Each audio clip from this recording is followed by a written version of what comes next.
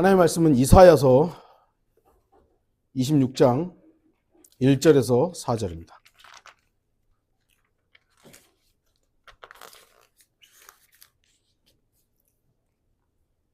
이사야서 26장 1절에서 4절 말씀입니다.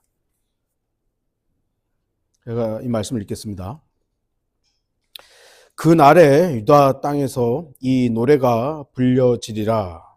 우리에게 견고한 한 성읍이 있으니 하나님께서 구원으로 성벽들과 보루들을 세우시리로다. 너희는 성문들을 열어서 진리를 지키는 의로운 민족이 들어오게 하라. 주께서는 마음을 주께 의탁하는 사람을 완전한 화평 속에 지키시리니 이는 그 사람이 주를 의뢰함이니이다. 너희는 주를 영원히 의뢰하라. 이는 주 여호와 안에 영원한 힘이 있습니다. 말씀의 제목은 나의 견고한 성입니다. 영어로는 strong city인데요. 그러니까 현대어로는 도시죠, 도시. 견고한 성입니다. 아까 우리가 불렀던 찬송 내 주는 강한 성이요 방패와 병기 되시니라는 찬송을 작사한 종교개혁자 마틴 루터는 이 글을 통해서 자신의 신앙 간증을 남겼습니다. 당시가 어떤 때입니까? 로마 카톨릭의 서슬퍼런 압제 종교 탄압이 엄청나게 극심했던 때이죠. 그런 때 루터는 간증을 한 겁니다. 내 주만이 나의 성이시다. 얼마나 진정성이 느껴집니까? 아니 편안하고 아무 문제가 없는데 주는 나의 성이시고 나의 방패시고 그러면 틀린 말은 아니죠. 그런데 루터가 처한 상황에서 하나님만이 나의 성이시다 했을 때 그 긴급함과 진정성 많이 다르죠. 저와 여러분에게는 강한 성, 견고한 방패, 강력한 무기가 있습니까?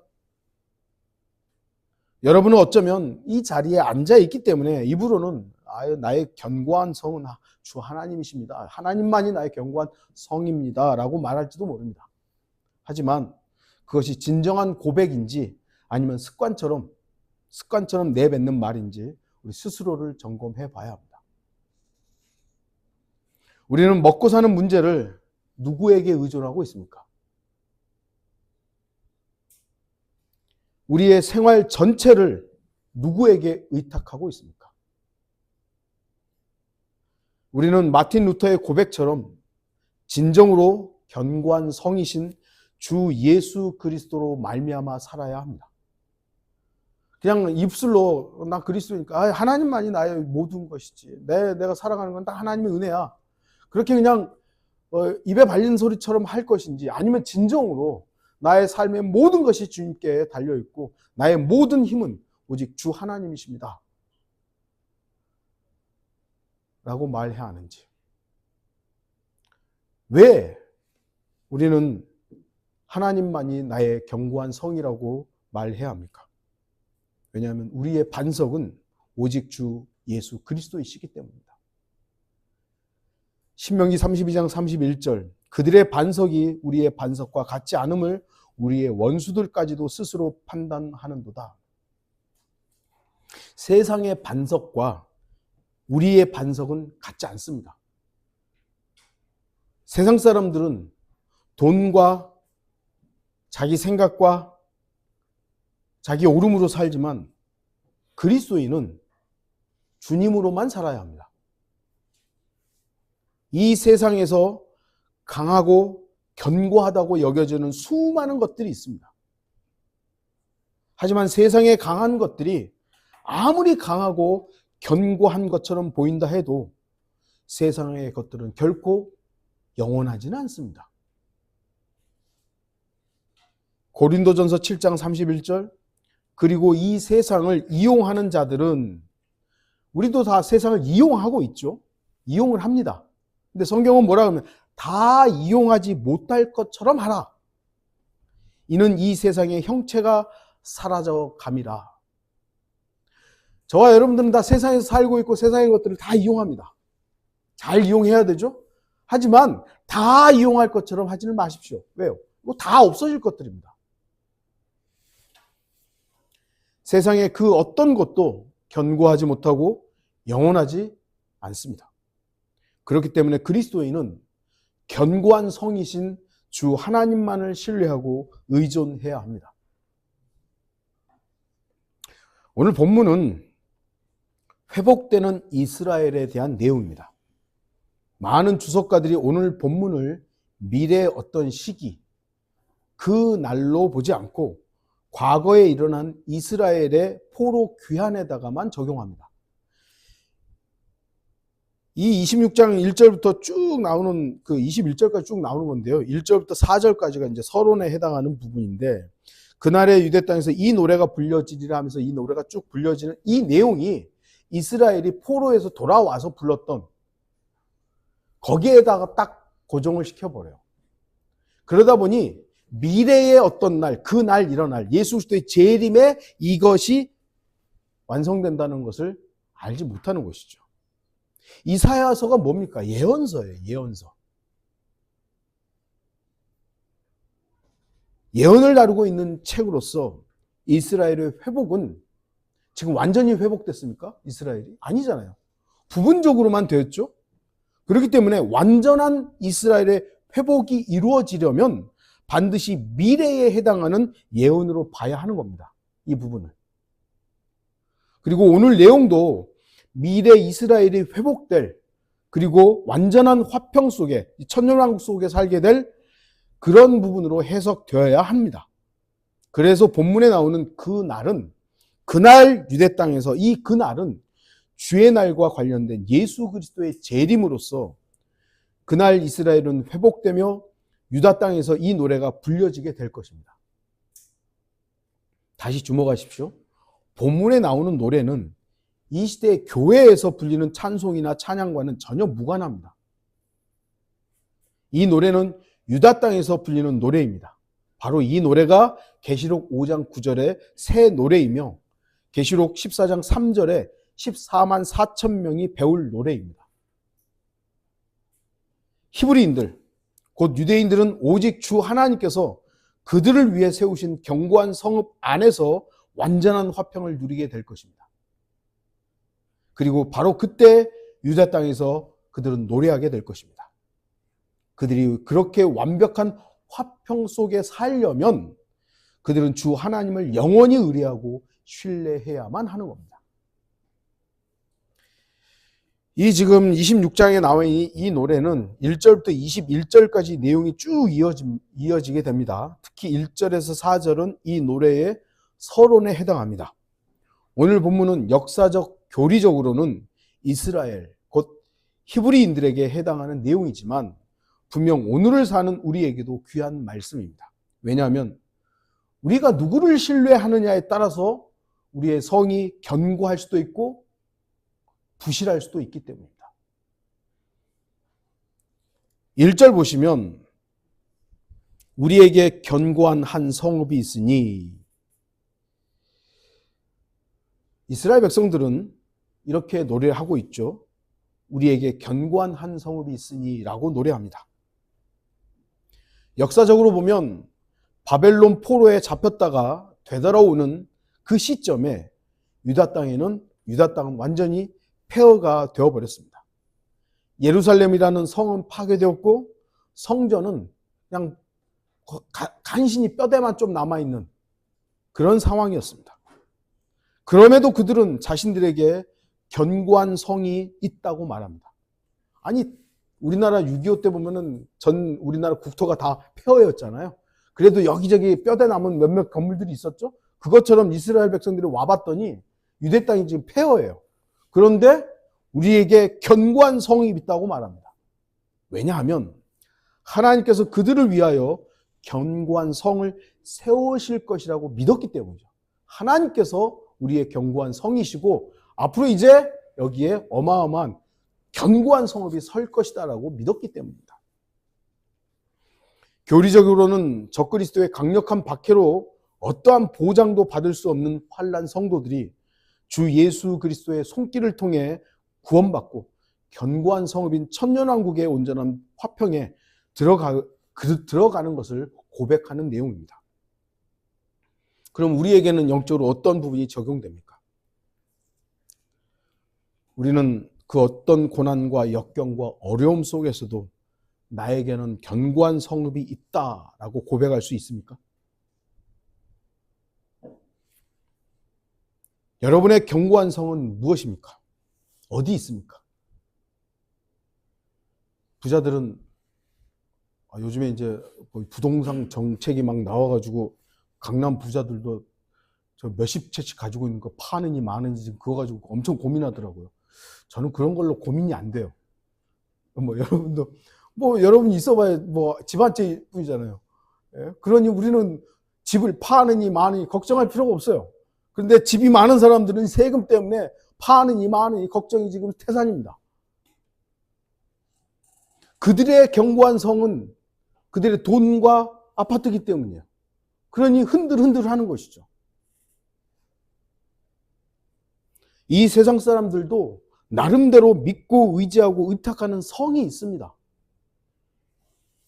저마다 다양한 방식의 성을 가지고 있습니다. 어떤 사람들은 학벌을, 어떤 사람은 인맥을, 어떤 사람은 통장에 돈을, 주식을, 다 자기만의 견고한 성이 있습니다. 하지만 주의해야 합니다. 하나님께서 세우지 않은 성은 결코 견고할 수 없습니다. 하나님께서 세워야만 견고한 성입니다. 하나님께서 구원으로 성벽들과 보루들을 세우시리로다 라고 말씀합니다. 하나님께서 세우셨기 때문에 견고한 겁니다. 만일 하나님께서 세우신 성이 아니라면 이스라엘 백성은 그 어떤 경우에도 안전할 수 없으며 완벽한 화평을 기대할 수도 없습니다. 그것은 우리 역시 마찬가지입니다. 우리의 구원 안전합니까? 여러분이 받은 구원 안전합니까? 네? 안전하십니까? 여러분이 성경에 기록된 대로 마음으로 믿고 거듭났다면 우리는 구원받은 것이죠. 거듭난 사람의 구원은 안전합니다. 왜냐하면 하나님께서 구원을 완성하셨기 때문입니다. 우리는 우리 자신의 구원을 위해서 그 어떤 것도 한 일이 없습니다. 만일 나 자신이 구원받았을 때 나의 땀방울이 단 한 방울이라도 보탬이 되었다면 나의 구원은 결코 견고할 수 없습니다. 왜냐하면 나를 구속하는 근거는 주 예수 그리스도의 온전하고 고귀한 피로만이 가능하기 때문입니다. 예수님의 피로만 나를 구원할 수 있는 것이죠. 내 땀으로, 내 노력으로 이 구원의 일정 부분 기여를 했다면 이것 때문에 흔들거릴 겁니다. 그런데 그 어떤 노력이나 땀도 나를 구원한 그 구원의 역사에 보탬이 된 게 없어요. 오직 예수 그리스도의 보혈로만 이루어진 겁니다. 나의 구원은 주 예수 그리스도 오직 한 분이 완성하셨기 때문에 안전하고 견고합니다. 견고한 성, 그 성은 하나님께서 구원으로 성벽들과 보루들을 세우셨습니다. 하나님께서 세우신 성만이 안전하고 견고할 수 있음을 잊지 마십시오.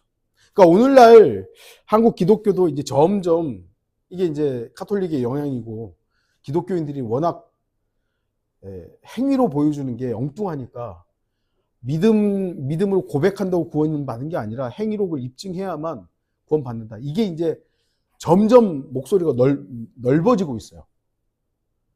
저 어렸을 때만 해도 믿음으로만 구원받는다라는 것이 일반적이었어요.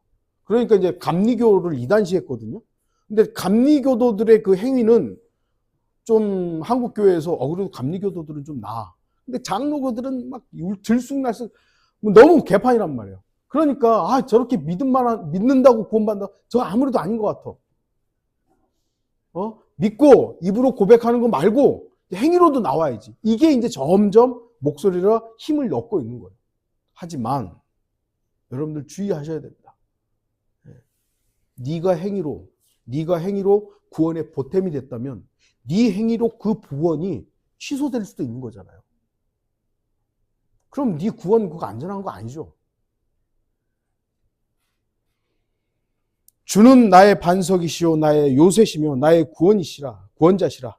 나의 하나님이시며 내가 신뢰할 나의 힘이시요 나의 방패시며 나의 구원의 뿔이시며 나의 높은 망대시니이다. 시편 18편 2절. 세상 사람들은 자신이 세운 성 안에서 잠시 동안 안식하고 화평을 누립니다. 그런데 그건 속고 있는 겁니다. 왜냐하면 자신들이 세운 성은 하나님께서 세우신 성이 아니기 때문입니다.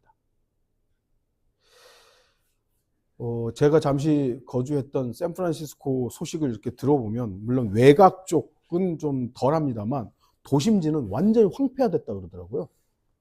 마약 중독자들이, 그때도 제가 볼 때도 마약 중독자들이 좀 있긴 있었는데 카메라에 비친 거 보니까 여기저기 마약 중독자들이 널려 있고, 그 다운타운 그 도시 안에서 폐점하는 가게들이 계속 늘어나고 있는 거예요. 그 아름답고 화려했던 샌프란시스코도 완전 온전하지 못한 거예요. 거기만 그렇겠습니까? 세상 사람들이 세운 곳은 영원하지 않습니다. 창세기 11장에 나오는 바벨탑, 하나님이 만드셨습니까? 아니죠. 인간들이 공들여 만들었습니다. 하지만 하나님께서 시작하지 않았습니다. 그래서 그 도성과 탑은 무너지고 말았습니다. 여러분은 지금 누구를 위해 성을 쌓고 탑을 쌓고 있습니까?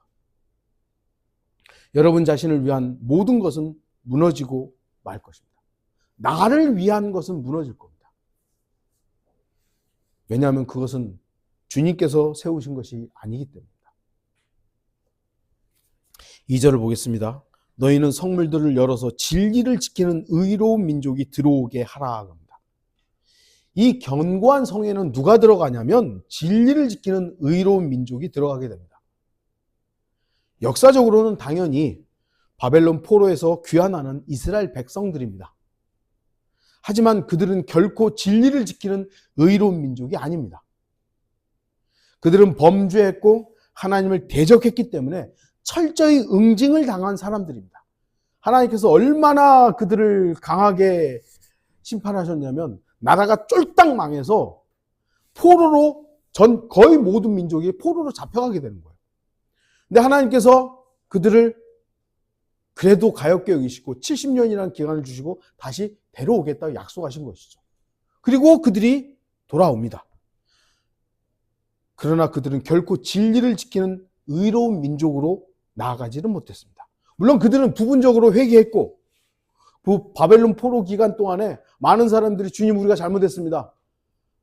다시 율법을 지키겠습니다. 이런 어떤 마음의 회개와 회심이 있었습니다. 그럼에도 불구하고 그들은 진리를 지키는 의로운 민족이 된 건 아니었습니다. 그렇기 때문에 본문에서 말씀하는 진리를 지키는 의로운 민족이란 구약 성도를 말하는 것이 아닙니다. 이들은 환난 성도들을 말하는 것입니다.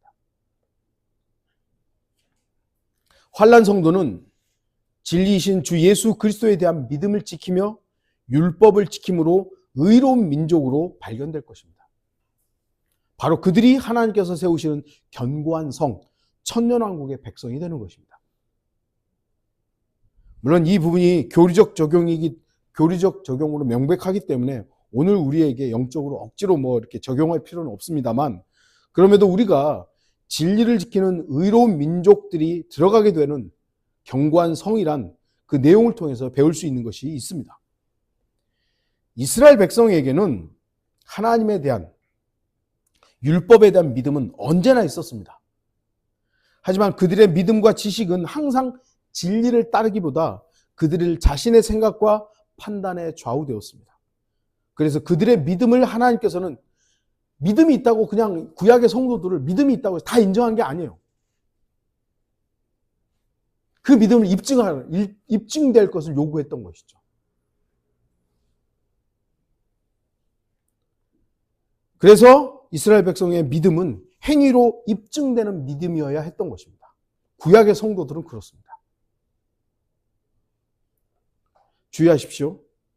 진리를 따르지 않는 자기 믿음은 그건 믿음이 아닙니다. 신념, 자기 주장, 생각, 사상, 무슨 주의 그러잖아요. 그렇게 불리는 겁니다. 진리를 따르지 않는 믿음. 하나님께서 피조된 모든 피조물에게 믿음을 선물로 주셨습니다. 인간은 다 믿음이라는 게 있어요. 그런데 이 믿음을, 진리를 믿어야 되는데 엉뚱한 걸 믿어요.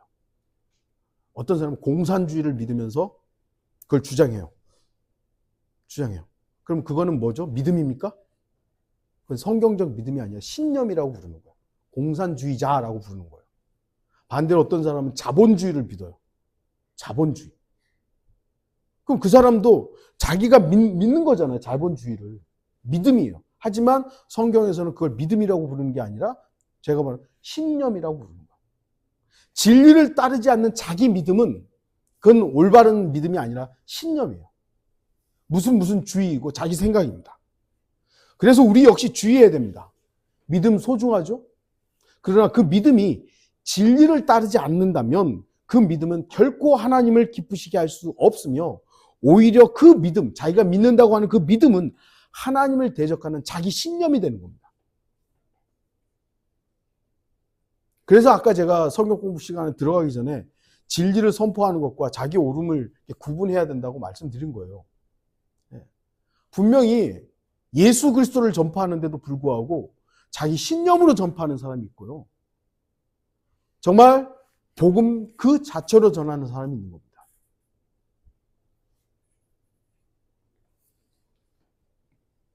그렇기 때문에 본문은 단순하게 믿음을 지키는 의로운 민족이 아니라 진리를 믿음으로 지키는 의로운 민족에 대해서 말씀하는 것입니다. 그들이 바로 환난 성도들인 겁니다. 여기서 이제 믿음을 지키는 의로운 민족이 들어오게 하라가 아니잖아요. 진리를 지키는 거예요. 이 진리는 결국 대환란 때 예수 그리스도입니다. 예수 그리스도를 믿음으로 끝까지 지킨 사람들이 여기 들어가는 겁니다. 교리적으로 그렇다는 겁니다. 이 시대에도 수많은 사람이 각자의 믿음을 지키고 있습니다. 이슬람 교도들은 이슬람의 믿음이 있고요. 불교도들은 불교도들의 믿음이 있고요. 유교도들은 하여튼 다 믿음이 있잖아요. 그 믿음이 하나님의 말씀에 근거하지 않고 진리에 뿌리 내리지 못한 믿음이라면 그 믿음은 오히려 하나님을 대적하는 악한 신념에 불과합니다. 이슬람 교도들 보세요. 얼마나 믿음이 철저합니까? 자기 어떤 이제 상담을 하는 그걸 봤는데 남자가 아랍계 여성을 사랑하게 된 거예요. 그래서 결혼을 하려고 그러는데 조언을 구하는 거죠. 어떻게 해야 됩니까? 이 여자가 종교가 이슬람 교도면 반드시 개종을 해야 됩니다. 개종을 반드시 해야 돼요. 그래야 결혼할 수가 있어요. 근데 이 사람이 그냥 전통적인 종교를 가지고 있긴 하지만 좀 철저하지 않아요. 그러면 사귈 수 있고 결혼할 수도 있어요. 그런데 이 이슬람 교도잖아요. 그 집안에서 이 이슬람 교인 여자는 다른 종교하고는 결혼을 할 수가 없어요. 아주 철저해요. 현재 우리에게 완벽하게 적용하기는 어렵습니다만 그만큼 그들은 어떤 의미에서는 지금 기독교인들보다 이슬람 교도들의 그 믿음이요 더 파워가 센 것 같아요. 그러니까 테러를 하죠. 자기 목숨을 내놓고 막 폭탄 뒤를 밀고 그냥 자폭을 하잖아요. 그 웬만한 믿음 가지고 그렇게 할 수 있겠어요? 어마어마한 믿음이기 때문이죠. 그런데 그 믿음이 말씀과 일치를 안 해요. 하나님의 말씀에 근거하지 않아요. 진리에 근거하지 않아요. 그건 믿음이 아닙니다. 신념이죠. 생각과 마음은 다릅니다. 생각과 마음은 다릅니다. 이 시대의 어리석은 죄인들은 자기만의 생각이 믿음이라고 착각합니다. 생각으로 믿음을 이해하려고 합니다. 하지만 믿음은 이해가 아닙니다. 믿음은 마음을 요구합니다. 생각은 이성을 요구합니다. 그런데 주목하십시오. 구원은 마음으로 믿을 때만이 역사합니다. 구원은 먼저 이성으로 동의하고 이해해야 합니다. 뭐 어떤 내용인지 알아야 되죠. 하지만 동의하고 이해했다고 해서 그 자체가 구원은 아닙니다. 마음으로 믿어야 되죠.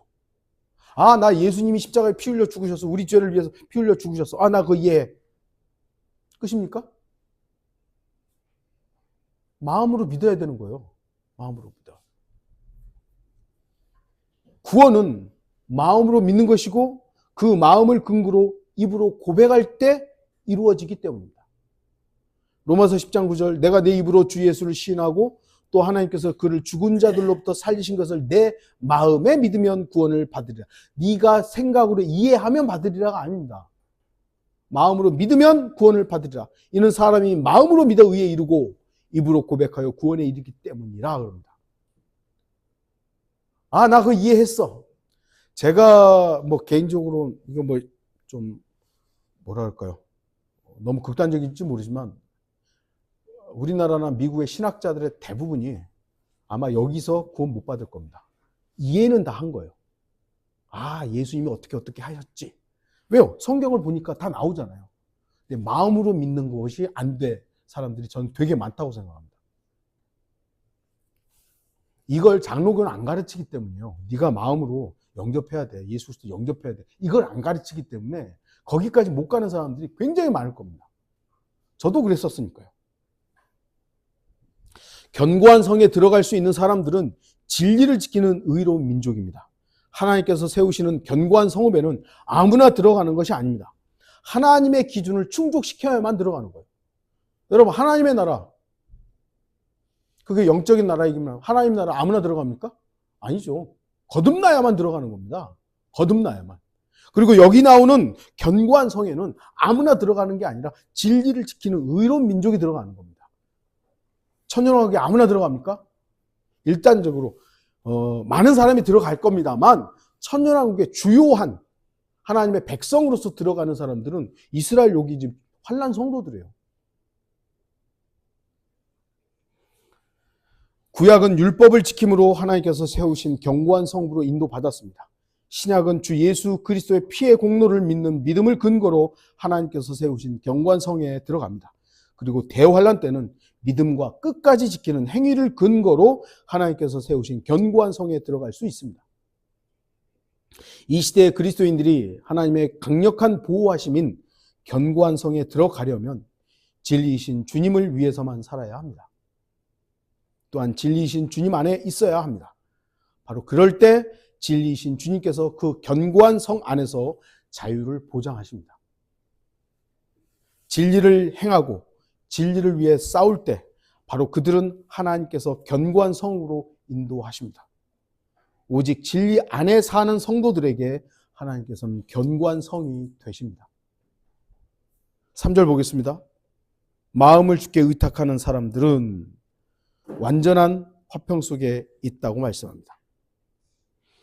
구원이 영원히 보장되고 진리를 지킴으로 견고한 하나님의 보호하심 가운데 살 때 모든 것이 안전하고 평안한 것은 사실입니다. 하지만 그것은 법적인 보장입니다. 이 법적 보장이 실제 내 것이 되려면 마음을 주님께 전적으로 의탁해야 합니다. 바로 그것이 실제의 문제입니다. 아무리 뭐 100평짜리 으리으리한 저택에 살아도 외적인 건 분명한데 내가 마음으로 불안하면 어떡합니까? 마음을 딴 데다 두고 있으면 어떡합니까? 온전한 화평이 아니죠.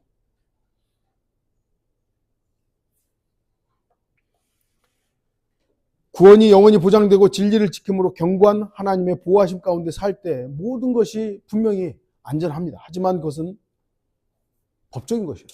외적인 것입니다. 그 아무리 견고하고 강력한 성 안에 있다 해도 그 마음이 불안하고 안정되지 않는다면 과연 그 견고한 성 안에서 완전한 화평과 평안을 누릴 수 있겠습니까? 견고한 성이 진정한 견고함과 강력한 안전의 장소가 되려면 그 견고한 성을 세우신 주 하나님을 절대적으로 신뢰하고 마음을 다하여 의탁해야만 합니다. 그렇게 되어야 완벽한 화평 속에 있게 되는 겁니다. 주께서는 완전한 화평 속에 지키시리니 어떤 사람을 지키십니까? 마음을 주께 의탁한 사람, 곧 주를 온전히 의뢰한 사람입니다. 우리의 구원은 영원히 안전합니다. 분명히 주님께서 보장하십니다. 그렇다면 성도는 견고한 성에 있는 겁니다. 하지만 견고한 성 안에 있으면서도 완전한 평안, 화평을 누리지 못하는 이유가 무엇입니까? 우리가 한때, 저도 그랬습니다만 한때 구원받았다는 것을 확신했어요. 그런데 자꾸 누가 뭐라고 하니까 나 구원 받았나? 다시 점검해 봐야 되나? 이게 진짜 받았나? 목사님한테 다시 한번 점검해 봐야 되나? 그런 적이 있었죠. 네. 왜 그런 거죠? 왜? 이론적으로는 나의 구원은 안전해 라고 아는데 자꾸 흔들흔들 했던 것이죠. 그것은 바로 주님의 말씀을 완전히 신뢰하지 않았던 겁니다. 주 하나님을 완전히 신뢰하지 못하고 마음을 주께 의탁하지 못했기 때문에 흔들흔들한 겁니다. 하나님을 본 것이 아니라, 나를 구원한 하나님을 본 것이 아니라 나를 자꾸 보니까 나는 흔들흔들하죠. 이럴 때도 있고 저럴 때도 있고 이럴 때도 있고 저럴 때도 있으니 나를 보면 구원은 안전하지 않습니다. 하지만 나를 구원하신 하나님을 보면 구원은 완벽합니다. 그래서 누가 옆에 와서 찝쩍거리고 뭐라고 하면 마귀가 계속 와서 뭐라고 그러고 누가 뭐라 그러죠. 저를 봐서도 나 구원받았다고 말할 자격이 안 돼요. 그러나 주님을 보십시오. 그럼 됩니다.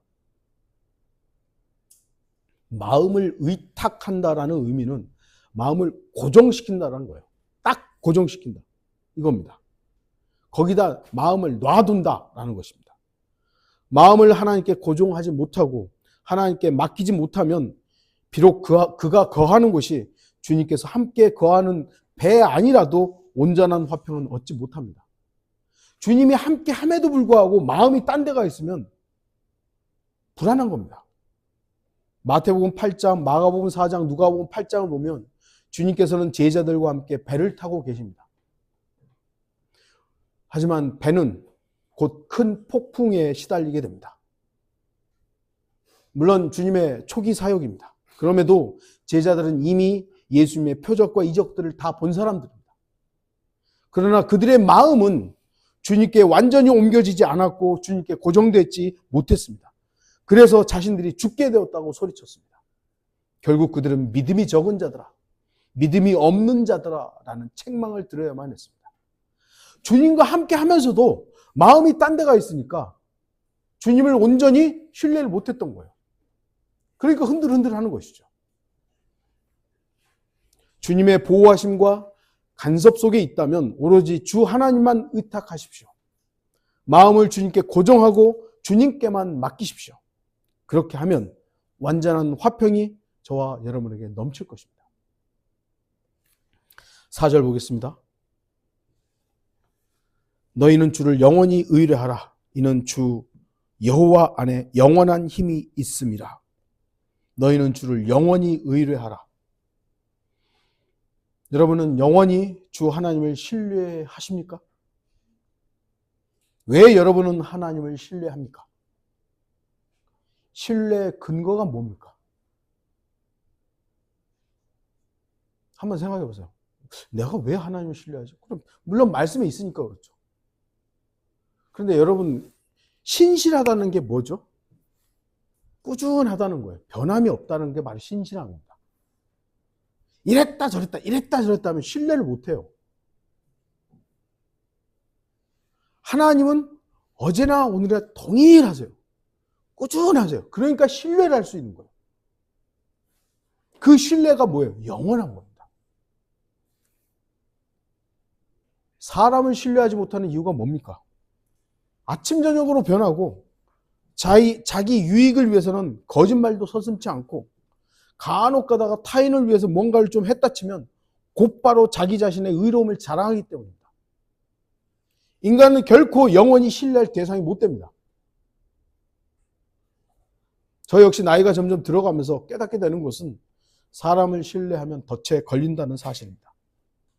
제가 여러분을 사랑하는 것은 항상 강조합니다만 여러분이 주님을 사랑하고 진리를 추구하며 말씀 앞에 복종하는 사람들이기 때문입니다. 그래서 저는 여러분을 사랑하고 여러분을 신뢰하는 겁니다. 여러분도 저를 신뢰하는 이유가 그러해야 합니다. 윤 목사가 하나님을 사랑하고 하나님 말씀 앞에서 복종하는 모습을 보이기 때문에 신뢰해야 되는 것이지, 목사니까 무조건, 목사님 무조건. 아닙니다. 인간은 인간일 뿐 하나님이 아닙니다. 그렇기 때문에 사람의 말을 하나님의 말씀과 동일시하지 마십시오. 제가 이 자리에서 선포하는 설교도 여기에는 하나님의 말씀도 들어있지만 사람의 말, 제가 이해하고 묵상했고 제가 설명하려는 여러 가지 사람의 말들이 포함됐어요. 이 말 중에는 여러분의 생각과 다른 말들이 혹여 포함됐을 수 있어요. 그럼 그거는 그냥 사람의 말이에요. 그러니까 성경으로 인용했던 이 하나님의 말씀은 이건 절대적이죠. 이건 변할 수가 없죠. 하나님의 말씀에 근거해서 이 말씀들을 여러분에게 내어놓을 때 이것을 하나님의 말씀이 포함된 말씀으로 여러분들이 받아들이되 이것 자체 모두가 하나님의 말씀이라고 생각하면 안 됩니다. 그렇게 가르쳐 왔기 때문에 오늘날 한국 목사들이 거의 하나님의 위치에 가 있는 거예요. 그러면 안 됩니다. 성경을 믿는 그리스도인은 반드시 모든 영을 다 믿지 말고 그 영들이 하나님께 속하였는지 하나님의 말씀으로 반드시 확인해 봐요. 베레아 사람들처럼 정말 그러한가 따져야 되는 겁니다. 그래야만 사람을 신뢰하는 덫에서 벗어날 수 있습니다. 아무리 앞에서 진리를 선포하고 세대적 진리를 얘기하고 한글 킹제임 성경을 얘기한다 할지라도 그 주장이 하나님의 말씀에 근거하지 않았을 때 그것은 저는 개인적인 사람의 말이구나 하시면 됩니다. 본문에는 주 여호와 안에 영원한 힘이 있음이라고 말씀합니다. 영원한 힘, 이것이 바로 우리가 주 하나님을 신뢰하고 의존하고 의탁하는 이유입니다. 만일 하나님의 힘이, 그 전능하심이 영원하지 않고 제한적이고 유한하다면 우리가 어떻게 하나님을 전적으로 신뢰하고 믿을 수 있겠습니까? 또한 하나님께서 완성하고 앞으로 이루실 일들을 어떻게 소망하면서 기다릴 수 있겠습니까? 하나님이 완벽한 하나님이 아닌데, 하나님이 이랬다 저랬다 막 바뀌는 하나님이라면 우리가 그 약속을 어떻게 신뢰합니까? 하나님의 힘이 영원한 힘이 아니라면 어떻게 합니까? 영원한 힘이 아니라면 주님께서 세우신 성도 결코 견고한 성이 될 수 없습니다. 하지만 우리가 염려할 필요가 없죠. 왜냐하면 성경은 하나님의 힘이 영원한 힘이라고 말씀하고 있기 때문입니다. 영원한 힘.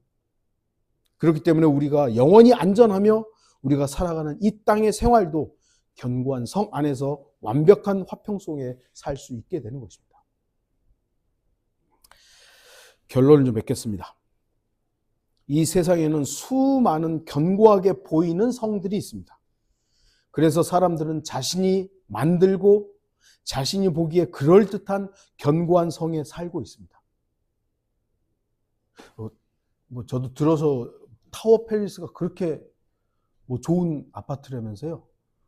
저는 그 근처에도 안 가봐가지고 모르겠습니다만 제가 가본 곳은 그 제2 롯데월드 큰 건물 그 밑으로 지날 때 거기에도 사람이 수십억짜리 산다면서요. 야, 거기에 사는 사람은 잠을 더 달콤하게 잘까요? 잘 때 더 빨리 잘까요? 죽을 때 그러면 더 화려한 곳에 죽을까요? 어떤 그림을 보니까 부자가 죽을 때 들어가는 관의 크기나 가난한 사람이 죽어서 들어가는 관의 크기나 똑같더라고요. 부자가 누워서 자는 침대가 좀 클 수는 있지만 자는 부위는 똑같아요. 가난한 사람이 누워서 자는 그 면적이나 부자가 누워서 자는 면적이 다 똑같아요. 자기들이 생각하는 견고한 성 안에서 살고 있습니다. 하지만 사람들의 생각은 언제나 하나님으로부터 벗어나 있습니다. 하나님께서 세우지 않은 것은 결코 견고한 성이 될 수 없습니다. 견고한 성은 진리를 지키는 사람을 위해 마련된 곳입니다. 하나님께서는 진리신 주님 안에 사는 사람들을 위해 견고한 성을 세우시고 견고한 성이 되십니다. 하지만 견고한 성에 있으면서도 주 하나님을 신뢰하지 않는다면 완전한 화평은 멀게 보일 뿐입니다. 하나님께서 세우신 견고한 성에 있다면 그 견고한 성 안에서 성을 만드신 분을 절대적으로 의탁하고 신뢰해야 합니다. 그래야만 완전한 화평 속에 살게 됩니다. 우리가 기억해야 할 것은 주님께서 만드신 견고한 성은 일장춘몽이 아닙니다. 잠시 보이다가 사라진 안개와는 전혀 다릅니다. 하나님께서 세우신 견고한 성의 근거는 영원한 하나님의 힘이기 때문입니다. 구원의 견고한 성 안에서 완전한 화평을 누리십시오. 저와 여러분의 구원은 안전합니다. 평안하세요. 견고한 성인 진리 안에 거하십시오. 견고한 성 안에서 주 하나님만을 절대적으로 신뢰하십시오. 견고한 성 안에서 주 하나님을 신뢰할 때 완전한 화평이 보장된다는 사실을 기억하십시오. 그리고 견고한 성의 근원이 하나님의 영원한 힘이라는 사실을 잊지 마십시오. 베델 독립침례교회 모든 성도는 주 하나님께서 세우신 견고한 한 성 안에 있다는 사실을 다시 한번 기억하는 시간이 되기를 바랍니다. 다 같이 기도하시겠습니다.